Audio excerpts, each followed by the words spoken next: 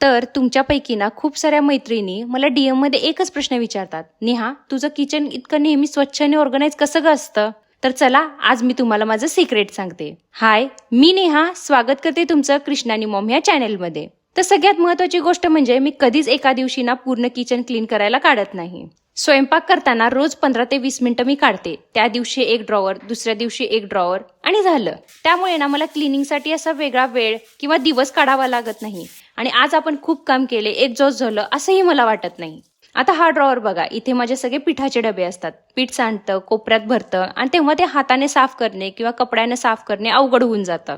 पूर्वी हा ड्रॉवर साफ करायचं म्हणलं ना मला खूप कंटाळा यायचा, मला ते नको वाटायचं. पण आता ना मी हा छोटासा कॉर्डलेस व्हॅक्यूम क्लीनर यूज करते.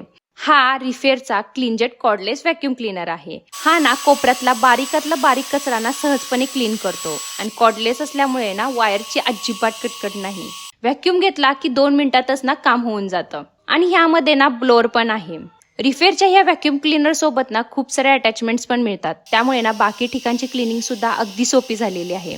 माझं बाळ सोप्यावर बसून खातं, काहीतरी सांडतं, तो कचरा असू दे, डायनिंग चेअरच्या फटीमधला कचरा असू दे, खिडक्यांच्या स्लायडर मधला कचरा असू दे किंवा कीबोर्ड मधला असू दे, हे सगळं ना आधी क्लीन करायचं म्हणलं ना खूप कंटाळा यायचा. पण आता मात्र ना हे सगळं अगदी 2 मिनिटातच क्लीन होऊन जातं.